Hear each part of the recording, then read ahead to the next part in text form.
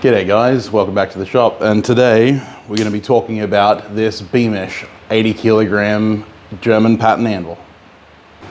Before we start discussing the details, I'd like to mention that this is a sponsored video. Bruce actually sponsored this anvil to my workshop, and so this review is a sponsored review, hence the sponsor tag at the bottom. I'd like to say a huge thanks to Bruce Beamish at Anyang Australia for giving me the opportunity to have this anvil and to give it a honest reflection and review. I've actually taken some time to use this anvil quite a bit before this video, so I've got a pretty good idea of what I want to say.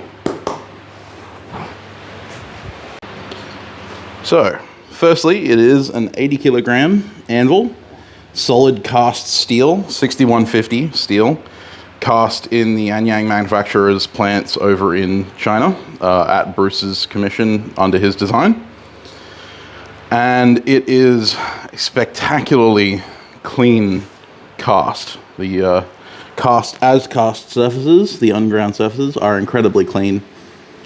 And it is coated in a rust protectant spray. And I'll just quickly go over the measurements. I'm going to do it in imperial for all of my American brethren, but the horn to horn length is 29 inches, or just a little touch over, which is 74 centimeters. It has a 4 1/4 inch wide face, which is 11 centimeters, just to prove it is 4 1/4. It has a 3-inch shelf, which is 75 mil, as many will know. It is a total of 10 inches high, 6 inches, or a little bit less than 6 inches from the upsetting block. And the main forging waist, which is one of the big pointers for this one, the big high points for this, is 20 centimeters, which is 8 inches thereabouts. And that means that 8 inches of that face is completely supported for any blow. Now, the other main features, of course, I've already mentioned the forging step and the upsetting block, but it has a 12 millimeter, 16 millimeter, and 20 millimeter Prischl hole, which are 3/4, half inch, and I believe this is like 5/16 thereabouts. The hardy hole is a 1 inch hardy hole. This one's actually a 1 1/16 thereabouts.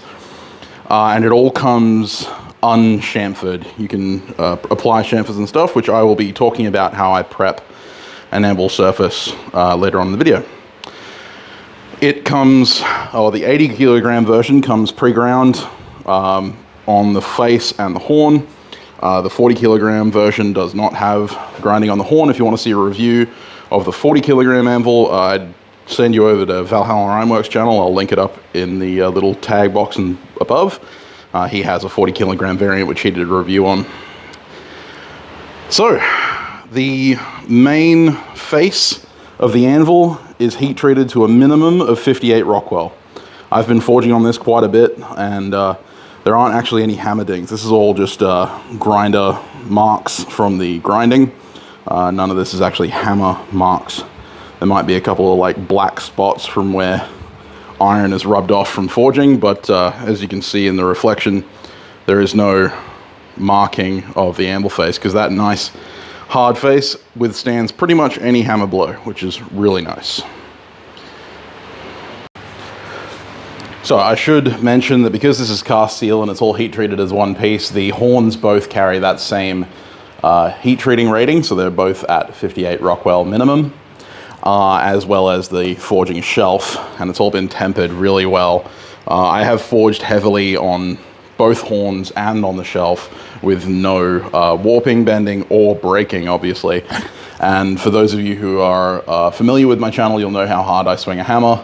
For those of you who aren't, you can check out a bunch of my other videos to see what I get up to. But I have forged on this with my single-handed work with everything up to and including my 8-pound single-handed hammer to do heavy detail work. Now, in use, I have to say this is one of the most comfortable anvils that I have yet to use because it has significant rebound.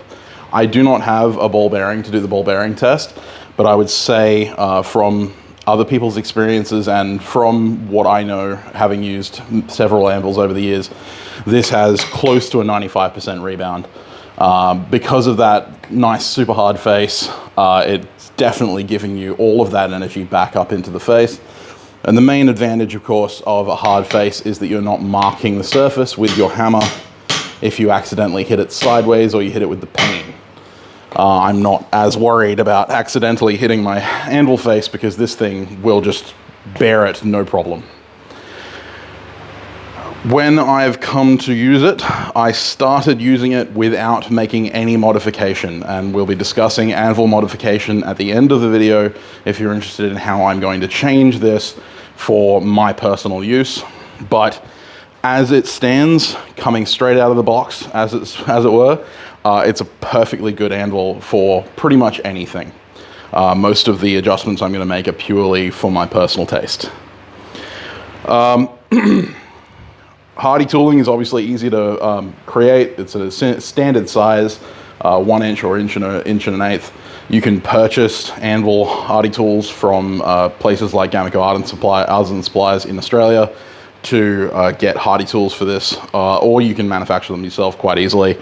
And the selection of 3 sizes of brittle hole makes it really easy to punch holes and not have a lot of drag when punching through material. If you've ever tried to punch a 10mm hole over a 20mm Pritchell, you'll notice that most of the material around the hole tends to get dragged down. So having that 12mm is a great benefit. And because you have a Pritchell hole at the opposite end to your hardy hole, you may be able to use 2 tools at once if you're doing nail setting or something like that, where you can have the hot cut and a nail header both in the anvil at the same time, which you may have seen Joey van der Steeg use. Now this, I call it a German pattern. It does take some kind of reference from the German patterns, but it's also partly a Swedish pattern of anvil. And one of my favorite things about it is the nice big slab sides and that thick waist, because that means that you've got 100% support right underneath the main striking surface of the anvil. The horns are well supported. Obviously, if you're going to be forging on the horns a lot, you want to have it bolted down to a very secure stump, or in this case, my steel stand, which I did a video on how I created this. You can go and check that out. Because you will get leverage, but at an 80 kilo variant, and the Beamish anvils come in everything from a 40 kilo all the way up to a 250 kilogram, and that's roughly 580 pounds if I'm, off the top of my head, 580, 600 pounds anvil.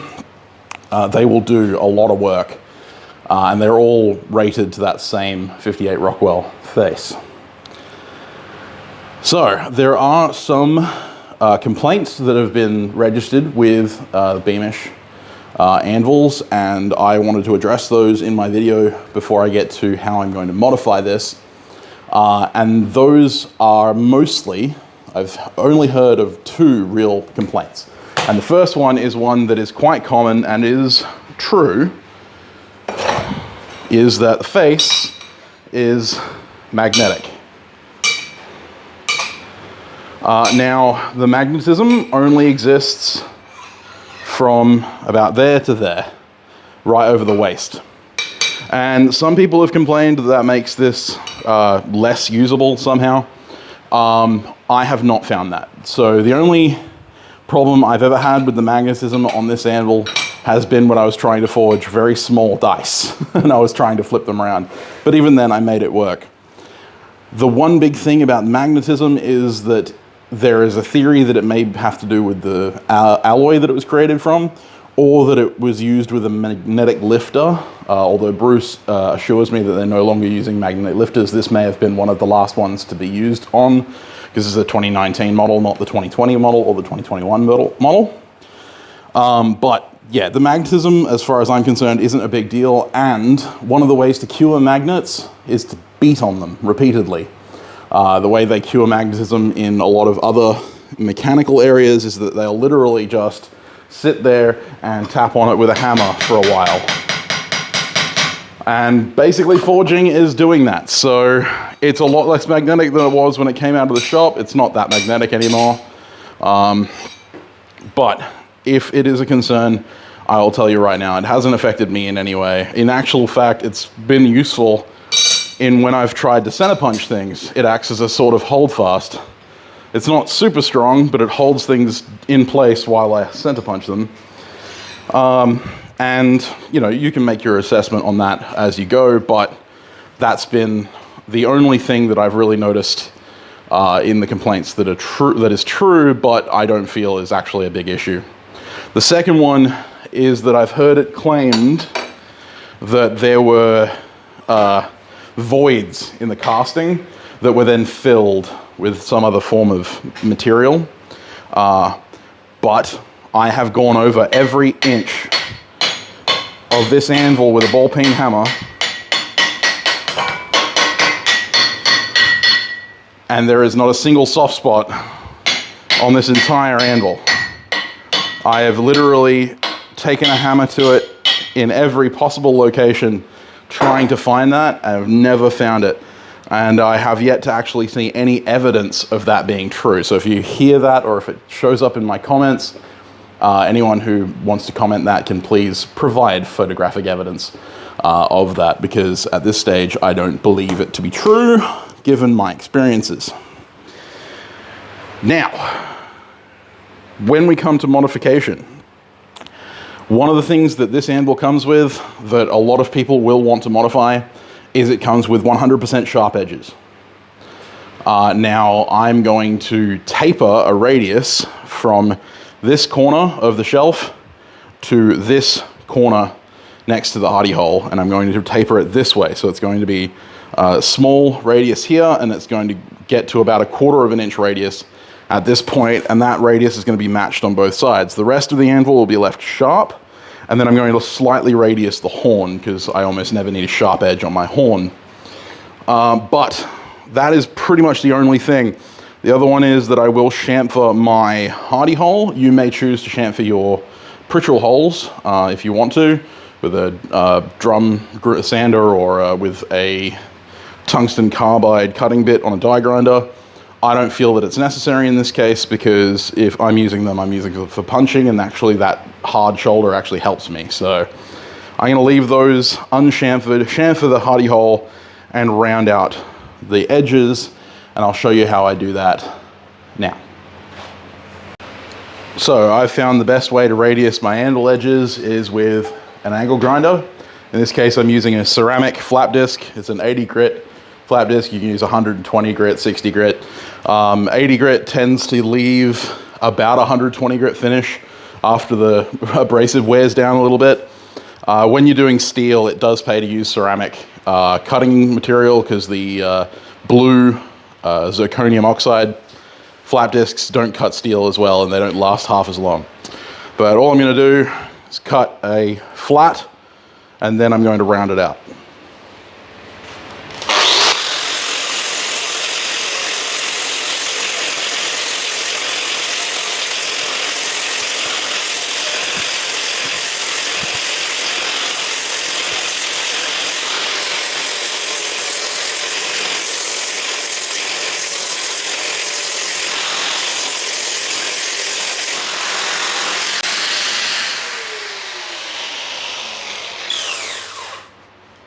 And there you go. That's how easy it is to do a tapered radius on these corners. And in order to chamfer this, I'm not actually going to chamfer it too hard. I'm literally just going to use the edge of the flap disc to just get in there and cut a quick chamfer on the edges to not have that hard edge for when I'm using it.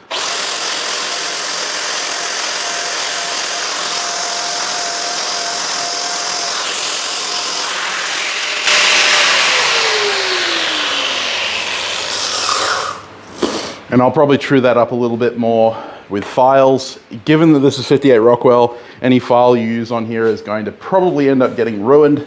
So don't use your expensive files on it, but you can cut 58 Rockwell material with a file, because normally files are a little bit harder than that. You can just get in there and finally refine that chamfer. This is a job that may be a little tedious, but you only have to do it once. Because after this, you'll never have to touch the anvil hardy hole again. And I'll just go around, finalize that chamfer out, and she'll be ready to go.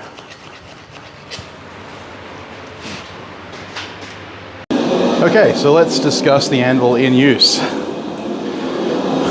Obviously, the face, being as hard as it is, means that it's quite easy to manipulate material even at relatively low temperatures.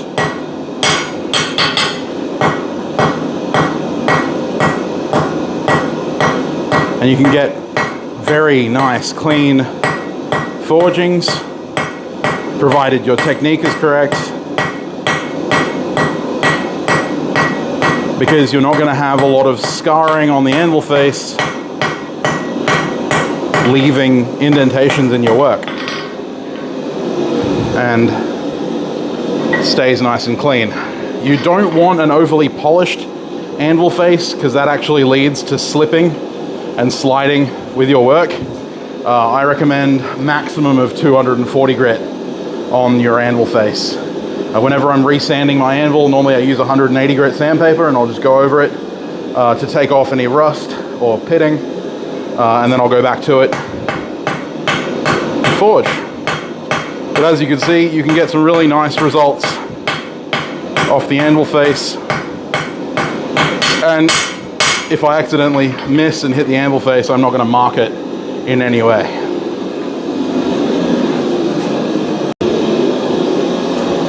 The square horn. Let's say I decide I want to use the square horn to make a square taper.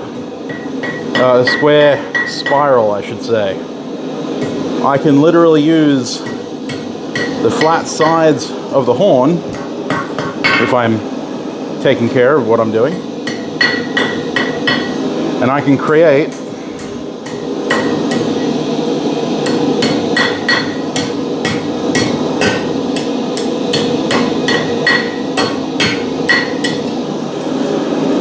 the beginnings of a square spiral,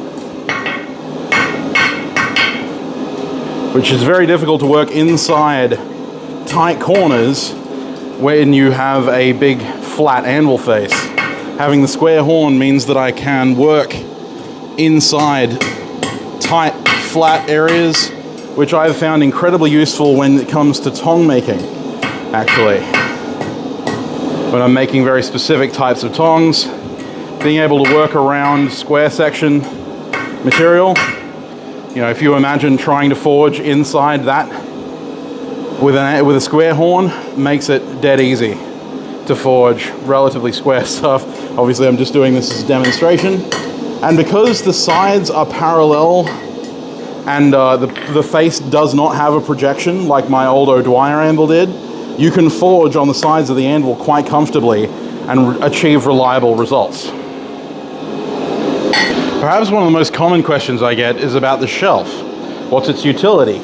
Well, it allows me to make a scroll quite easily because it has clearance underneath the surface.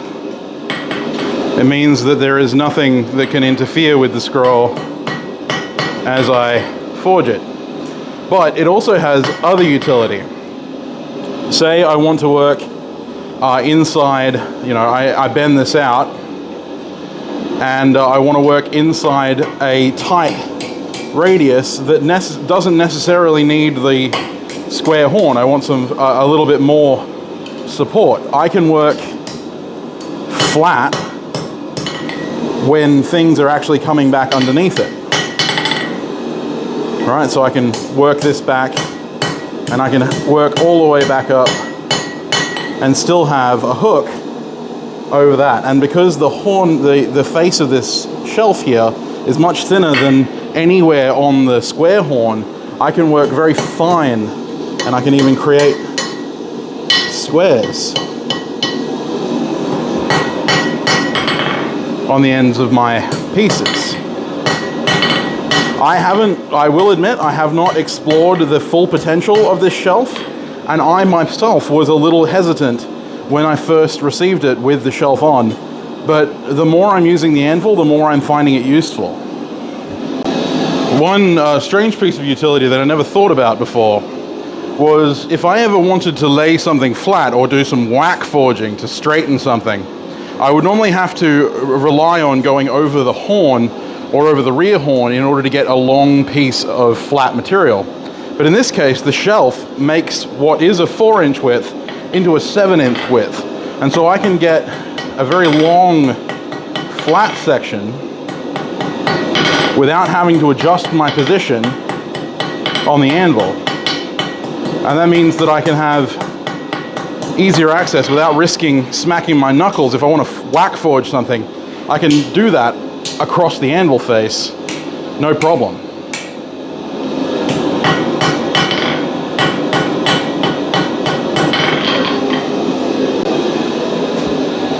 A few people have asked, does it interfere with my hammering and, you know, the use of the anvil? My answer is no, because I stand to this side of the anvil, and so therefore this is in no way in the way of my hammer hand if I want to choke up on the hammer. If you were to stand on the other side, it would be a problem, because your hammer hand would be close to the shelf, but provided you're standing in this position, it's not going to matter. If you're one of those people who likes to stand at the horn of your anvil to do a lot of your work, again, it's nowhere near your hammer hand. If you're right-handed, if you're left-handed, doesn't matter. And if you're left-handed and you're standing at the front of the round horn, it's still a long ways away from interfering with your hammer hand in any situation. So I don't see that the shelf adds any detriment to the usability of the face, and as I'll show, it can withstand significant forging.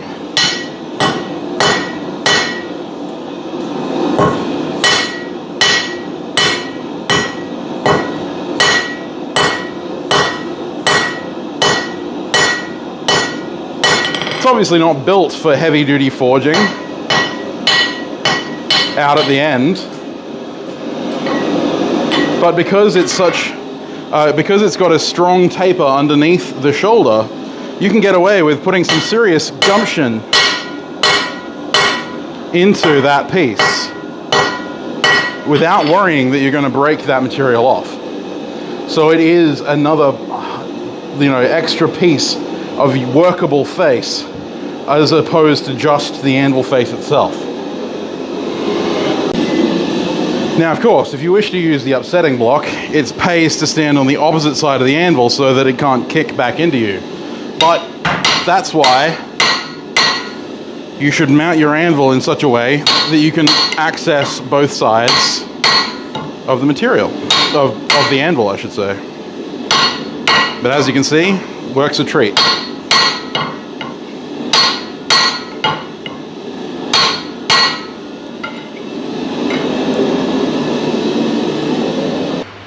Of course, when it comes to mounting, it's going to come down to you and the shape of your shop. But as you can see, my anvil is almost pointed at the point between my two forges.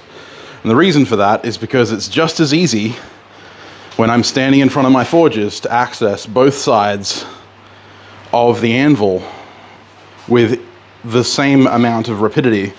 So I can access either the upsetting block or use the horn with my hand out in the air, or access the forging shelf and the square horn.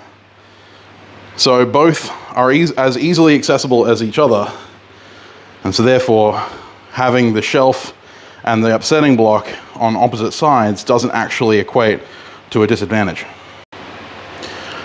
Of course, I said this was going to be an honest review, and I intend that to be. My overall feeling on this anvil is that it is amazing. Hands down, one of the best anvils I have ever had my hands on, and that's not speaking for the sponsorship. That is purely, as this anvil stands, it is the best anvil I have ever used. Now, there are a couple of little details that I did pick issue with, but they are so minimal. One of the things you may have noticed whilst we've been traveling around this anvil is the horn has a kind of uneven surface. Now it's obvious in the finishing factory, whatever they did the finishing, it was done with a hand grinder, an angle grinder, and a flap disc, and so there is some faceting.